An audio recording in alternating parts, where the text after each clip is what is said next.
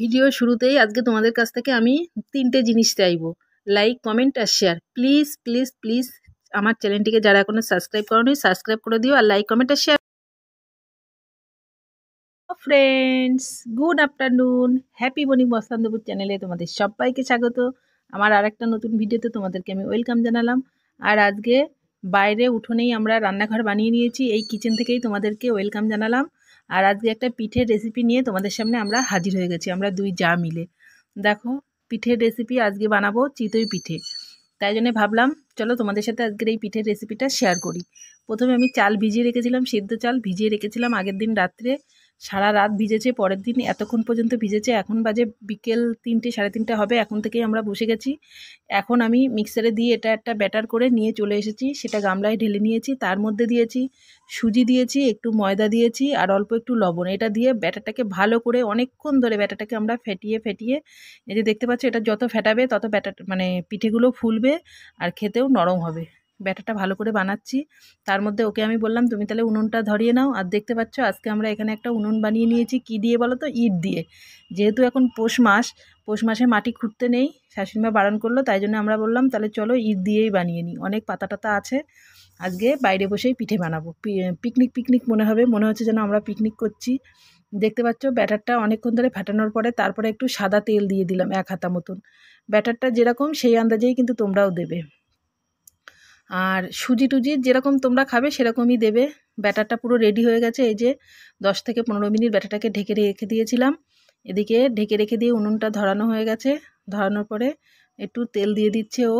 বেগুনের বোটা হয় না, সেটা দিয়ে দিলে ভালো হয়, কিন্তু সেটা নেই। তাই জন্য একটা ছোট্ট সুতির টুকরো নিয়ে আসলাম, কাপড়ের টুকরো, সেটা দিয়েই তেল দিলাম। দিয়ে ওই যে দেখো পিঠে দিচ্ছি, প্রথম পিঠে দেওয়া হচ্ছে, দেখো। আর এদিকে থালাতে আমি জল ঢেলে নিচ্ছি, কারণ এটা যেটা দিয়ে ঢাকতে হবে সেটাই জলের মধ্যেই রাখতে হয়। এটা শাশুড়ি মাই শিখিয়েছে, সেইভাবেই আমরা করছি। প্রথমে তো আমরা খুব ভয় পাচ্ছিলাম যে আদৌ উনুনটা জ্বলবে কি না জ্বলবে কি না, কিন্তু এখন দেখো একবার ধরানো হয়ে গেছে না, তারপরে খুব সুন্দর জ্বলেছে। তাহলে কেমন লাগছে অবশ্যই কিন্তু তোমরা বলবে। লাইক, কমেন্ট আর শেয়ার করো। বেশি বেশি করে কমেন্ট করো, লাইক করো। তাহলে কি বলো তো, আমার আবার মানে উৎসাহটা বাড়বে তোমাদের কমেন্ট পেলে। তখন আরও নতুন নতুন রেসিপি নিয়ে আমি তোমাদের সামনে চলে আসব। তোমরা যত বেশি উৎসাহ দেবে তত আমার আরও বেশি উৎসাহ বাড়বে, যে না, তোমরা আমার বন্ধুরা আমার জন্য অপেক্ষা করছে, কমেন্ট করছে, তাহলে আমাকে আরও কিছু করতে হবে। সেই জন্য তোমরা প্লিজ সবাই অনেক অনেক কমেন্ট করো আর লাইক করো, শেয়ার করো। তাহলে আবার আরও নতুন রেসিপি নিয়ে আমরা দুজনে মিলে চলে আসব। আর আমরা এখানে পিঠে বানাচ্ছি, সবাই রাস্তা দিয়ে যাচ্ছে, এই দেখতে পাচ্ছ পিছনেই রাস্তা। সবাই দেখছে যাচ্ছে আর আমাদেরকে বলছে কি, এই তোরা ওখানে পিকনিক করছিস, আমরা আসবো? আমি বলছি হ্যাঁ আসো, পিঠে খেয়ে যাও, পিঠে পিকনিক হচ্ছে, কাস্তি পোড়া পিঠে। এই পিঠে পিকনিক করছিলাম, আসো তোমরা সবাই খেয়ে যাও। তাই সবাই মিলে আমাদের সাথে মানে কথা বলতে বলতে যাচ্ছে, ওই জন্যেই আমরাও হাসছিলাম। আর এই দেখো এবার আমার জার মেয়ে বলছে দেখো আমি তুলতে পারি কি না, ওই জন্য ও তুললো একটা। এইভাবেই আমরা পরপর অনেকগুলোই আমরা বানাবো। 1 গামলা ব্যাটার বানিয়েছি, কারণ সবাই মিলে খাবো তো, সেই জন্য অনেকটাই ব্যাটার বানিয়েছি। এখানে 500 চাল আছে, 500 চাল, 1 প্যাকেট সুজি, আর এই যে ছোট কাচের বাটিতে তেল নিয়েছি দেখছো, ওই বাটির 1 বাটি ময়দা। এইভাবেই আমরা পিঠেগুলো বানিয়ে নিই। ওই দেখো ও খাওয়া শুরু করে দিয়েছে, বলছে একটা খাবো। আমি বলছি হ্যাঁ খা, খেয়ে দেখা সবাইকে কেমন হয়েছে আর বল। বলছে ভালোই হয়েছে, কোনো কাঁচা টাচা কিচ্ছু নেই। এবার আমি বসেছি, ও উঠে গেল একটু, আর বললাম এবার আমি বসে দেখি আমি ট্রাই করে পারি কি না। আমি পারি বলতে কি বলো তো, আমি কাঠের উনুনে কোনো দিন করিনি তো।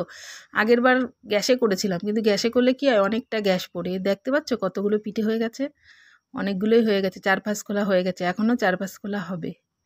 এই যে অল্প অল্প করে দিয়ে দিচ্ছি, দিয়ে আবার 5 মিনিট করে ঢেকে দিলেই পরে ফুলে হয়ে যাচ্ছে। কি সুন্দর, এই দেখো পুরো 1 হাঁড়ি পিঠে হয়ে গেছে। দেখতে পাচ্ছ পুরো 1 হাঁড়ি পিঠে বানিয়ে নিয়ে আমরা ঘরে চলে এসেছি। এসে সন্ধে হয়ে গেছিলো, তাই জন্য ওখানে আর করতে পারিনি। এবার এসে এই দেখো দুধের মধ্যে দিয়ে এই যে ফোটাচ্ছি, এটাই সবাই মিলে আজকে রাত্রে আমরা ডিনার করবো। আর নিরামিষ করেছি যেহেতু, সেই জন্য শাশুড়ি মাও খাবে। এই যে দেখতে পাচ্ছ দুধ দিয়েছি, এর মধ্যে এলাচ আছে, আর বাতাসা দিয়েছি, লাল বাতাসা, একটুখানি খেজুরের গুড় দিয়ে ভালো করে জ্বালিয়ে এটা ঘন ঘন করে নেব। আর কটা মানে এমনিও মানে কাঁচা রেখে দিয়েছি, একটুখানি খেজুরের গুড় আছে, আগের দিন মামি শাশুড়ি বানিয়ে দিয়েছিল, মামি একটুখানি গুড় দিয়েছিল, সেই গুড় একটু রেখে দিয়েছিলাম, সেটা দিয়েই খাওয়া হবে।